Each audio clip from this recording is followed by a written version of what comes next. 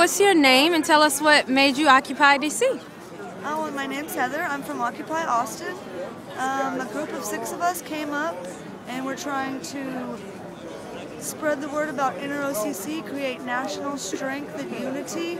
Also, we wanted to be here on December 6th when the Senate reconvened so that we could talk to our legislators, our senators, our House of Representatives. I'm an artist. Awesome. What kind of artist are you? Well, I have a BFA, art metal jewelry. I make post-apocalyptic armor. It's sort of proto-conceptual, dealing with social awareness issues like the EPA regulations on gold mining. Wow. And the direct correlation between government institutions and corporations. So the EPA in the United States does not allow gold recycling because of the harm it does to the environment, the air, and the land. So what they do is they have shipping crates full of recycled products that they sell to countries in Africa. And then those people pay to go and mine the gold and cook down these bisilica byproducts, and they have a life expectancy of about 36 years old. So that's what the EPA does for us, and that's kind of what my thesis work was. And I want to let people know that there's a community out there that doesn't want that, and try to strengthen that, and try to make sure that people don't feel disenfranchised and ostracized from society.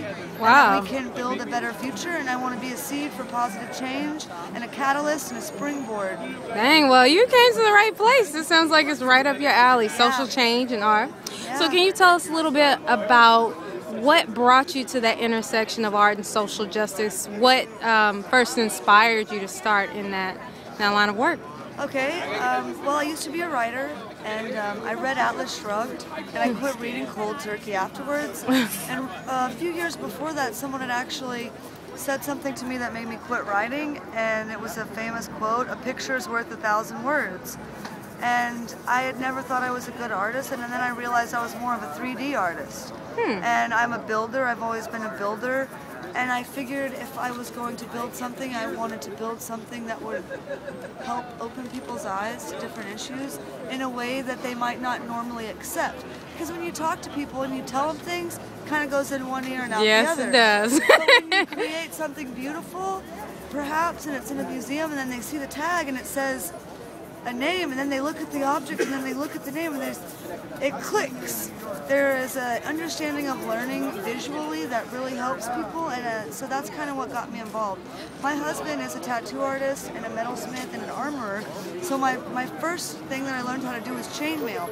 Armor has always been my conceptual foundation because I feel that armor is very important. So I also use stones and other things, but everything I do is armor because I think that people need protection conceptually, Exactly. as well as physically. Well, can you tell us about how being a part of this Occupy movement has informed your work? Yes, actually, coming to DC in general, I've realized that there's a lot more correlation between big business and policy than I even had ever imagined, and I imagined a lot, so that's one good thing. And also the fact of the coordinated police actions against occupations has opened my eyes that I have felt for a long time that we didn't have rights, and people see that we have this Bill of Rights in the Constitution, but they haven't tested it. So I'd like to think that I'm a part of the testing the waters to show society as a whole that we don't have those rights. Just because they're written on a piece of paper and you think you have them, you don't know you have them until you test them. And I want people to know their rights. So what would you like to tell other artists specifically that would like to work at that intersection, would like to test the boundaries a little bit more, especially in this Occupy movement? What words of encouragement and advice would you give them? I think the best thing to do is do what you believe in. Use your morals and principles as a foundation, and don't be thwarted.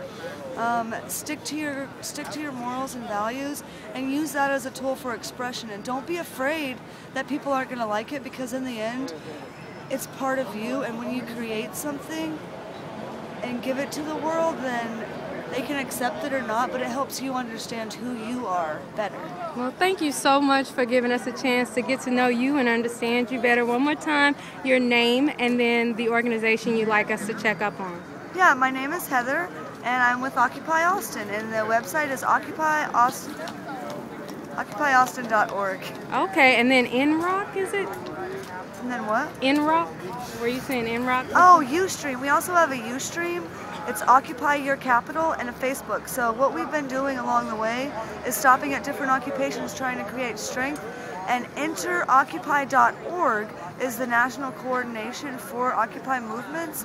And we're trying to promote that and just get people to know that they have a family and other people that can help them work out their problems so that maybe we can save time and resources. All right, well, thank you so much, Thank Heather. you, Alana. Good luck. Yeah. All right, bye-bye.